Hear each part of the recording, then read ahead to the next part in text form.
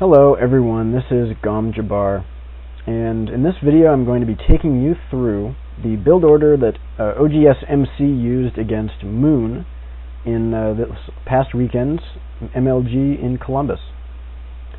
This is a very safe opening against Zerg that is basically a 3 gateway expand with a Voidray, except that it gets the nexus down faster and the Voidray is pretty quick as well. It's just a really tight, really nicely designed build, and I've been doing it a lot on ladder, and I'm loving it. So I want to take you guys right here to the source, where I studied this replay and took a lot of notes, and I'm going to walk you through what MC does and why. We'll be mostly disregarding what Moon does in this instance, but the key thing to note about this build, and of course everything is very standard so far, nothing unusual, but the key idea behind this build is to expand on maps where you can't forge expand, like Metalopolis, like Zilnaga Caverns, like most of the ladder maps.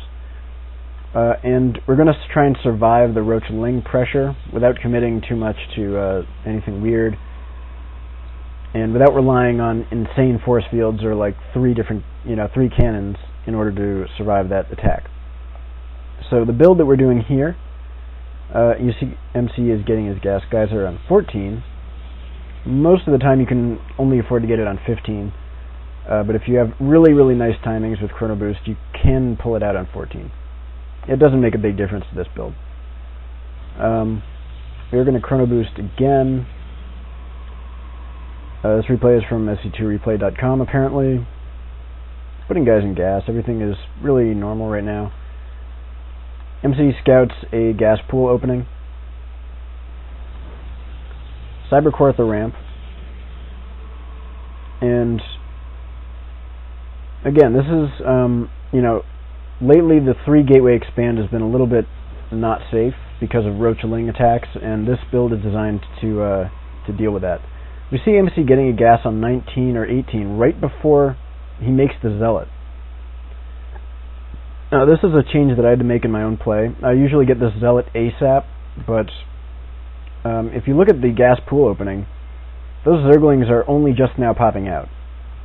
So you actually don't need this zealot early if you see this opening.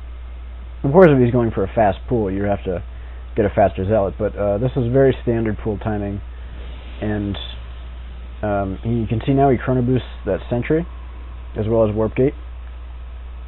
Again, pretty standard. Next pylon is going to be up here on the high ground at about, he threw that down at about 24. And that timing will work out just barely.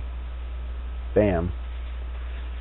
So again, note the really tight timings here that we're working with. Moon has expanded, no block from MC, but the block wasn't necessary. There were a lot of Zerglings on the field. And now we can see that we're up to 240 minerals. There's no gateways going down. MC, for his 30 food pylon, is going to place it on the low ground. And this is actually going to be a 1 gateway expansion. This seems unsafe, but we will actually find out that it's very safe. It's actually amazing. So now that this pylon's finished, zooming in a little bit, we're not cutting probes right now, but we're just going to put down the nexus as soon as we can afford it while making sentries. And the nexus goes down around 5 minutes and 20 seconds, 5:30, depending on the exact timings that you're doing. Or if you pylon block, it might go down to 5:30. And now we're seeing a low ground gateway to do a little wall in. MC is going to throw down 3 gateways total after he does the expansion. And right now he's cutting probes. He cut probes at 37. And there's a stargate. He's not going to resume probes until the stargate is complete. So, we cut probes at about 35. We made a sentry out of our gateway, and we're going to morph that into warp gate. So we have 4 sentries when warp gate finishes. And while we're cutting probes, we're making 3 gateways, making a low ground wall off. You may need both gateways down here on the low ground, depending on the map. In this map, he elects to do only 1. Meanwhile, we're getting, after the 3 gates, we get the stargate. Then we resume probe production. we warp in one more stalker. We've got sentry. We have 5 sentries here, and we want to not make any more, even though we can warp them in, because we have to save up for this Voidray. And meanwhile, while the Stargate is finishing, we're putting down our forge down here. You can also add this to your wall off if you like. And if we look down here, we do see that Moon is doing the Roach-Zergling attack. It's going to hit at about 7:30, anywhere between 7 minutes and 30 and 8 minutes. This Voidray is double chrono boosted, and it will pop out at about 7 minutes and 40 seconds, which is right in time. The timing for this Voidray is actually impeccable. I love it. And we can see the forge is done. We've got 3 gateways. We have a Voidray that will easily stop this aggression. This is just no problem at all.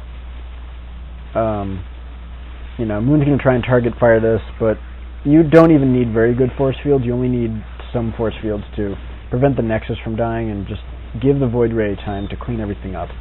MC targets the roaches with the Voidray because Zerglings are really squishy, and the roaches give the Voidray a charge.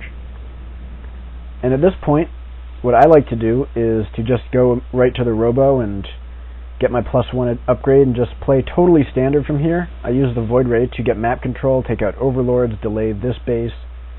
What we'll see MC do in this game is get more Voidrays and get a little heavier air to open with.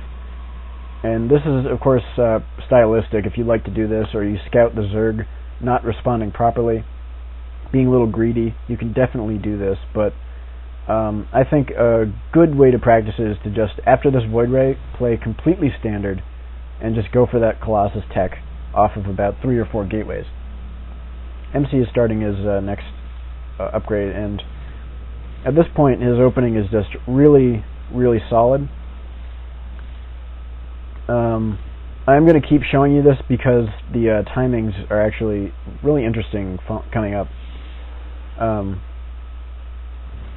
He is having a little bit of trouble with these queens, but he actually made a second Voidray in order to deal with this.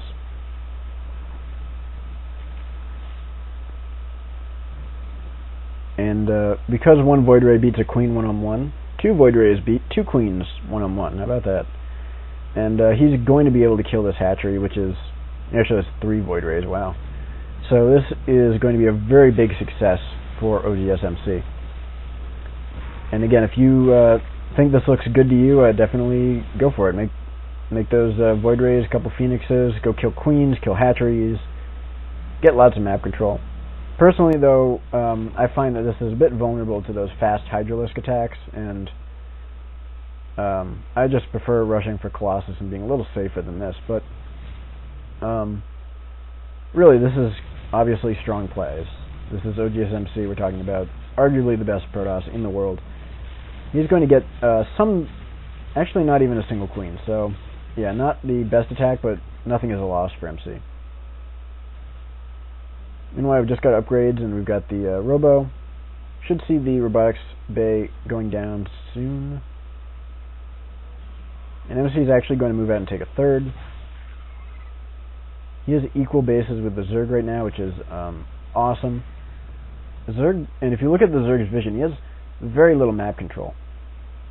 Voidrays can just take out anything, any spotting lings or overlords at all. And finally, Moon's going to get this base. If you look at the unit count, worker count is equal. Not where you want to be as Zerg. Now he's getting that Hydra Den very late. And it depends on the variation of the Roach-Zergling attack that we'll see from our Zerg player. But a lot of the time they're going to go kind of all in with it and not make a layer first, or they're not going to take a third first. And if they do that and you hold it off like this, you're going to be really far ahead. Especially with these Voidrays. They're going to have to scramble to get Hydralisks out. They're not going to be able to defend a third base. Everything that they have is going to be just delayed a bit. Meanwhile, we have an awesome long win by MC, making cannons. No reason not to do this. After you expand, you do need 3 or 4 extra gateways, and this is a fantastic place to put them. And we have our Colossus coming out, the very first one of the game. Range is being upgraded. And for Moon, we have our first Hydralisks. So, based on what Moon is doing, this timing is actually perfect. A little bit of harassment from these Phoenixes, not actually going to do a whole lot. Nice clutch transfuse on the Overlord. But Moon just has nothing mining here. His economy is kind of in shambles. He's sort of powering up for a timing attack right now. And MC has Colossus out, so with force fields in Colossus, it's almost impossible to end the game against a Protoss this early in the game.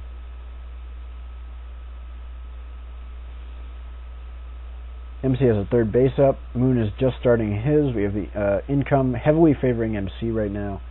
Here comes the attack. And we've got a few Phoenixes and a second Colossus about to finish. Phoenixes, by the way, are fantastic against Hydralisks, and now we see the most amazing force fields from MC, trapping a whole bunch of the army, and trapping them again. And clearly this is just GG unless he can snipe both these Colossus instantly, but that's not happening. Taking his rage out on the Minx statue, and there are the force fields. Lifting Hydralisks, and Hydralisks are very squishy. So clearly this is the end of the game. But we can see how the Voidray opening really helped MC secure that map control, delay the Zerg's economy a lot, force a lot of things, including the Hydralisks. If you open Stargate as well, it's important to keep in mind that it's almost impossible, or it's very ill-advised, for the Zerg to start making Mutalisks. You'll be able to scout that with, hopefully with the Voidray, and if you like, you can make a Phoenix after that Voidray to scout even better. And if he decides to go Mutalisks, you just chrono boost out Phoenixes, and he's going to be in some trouble. And the Voidrays that you do get, you want to keep them active. You don't just want to make a Voidray, defend the attack, and then just sit with it. You gotta make it active and worth its cost, because you are spending that money. Let's see exactly how much money it is. It's 150, 150. You're spending that plus 250, 150, all just to defend this one attack. And if you don't keep your Voidray active, it's going to have it's just going to be a money sink. You're going to be a little behind. You want to use it to clear Overlords and damage the Zerg in any way you can. And finally, we can see that this sort of mid-game looking really nice for MC. He's got the upgrades. He's just doing fantastic. He's getting Colossus, getting Blink, and pretty soon I would expect perhaps a Dark Shrine coming down, anything you want to transition into. And I've seen Kiwikaki do a similar build to this, but he goes for a pretty fast fleet beacon after he expands, and goes for that mothership. So that's something else you can definitely do off of this opening. Really, it's just a very versatile opening. It forces the Zerg to not attack until he has lair tech. And you want to sort of rush for those Colossus if you do scout him powering up a Hydra timing attack. But otherwise, you're pretty safe and you have a good economy. So that's going to conclude this video. Thank you very much for watching, and that's it. See you later.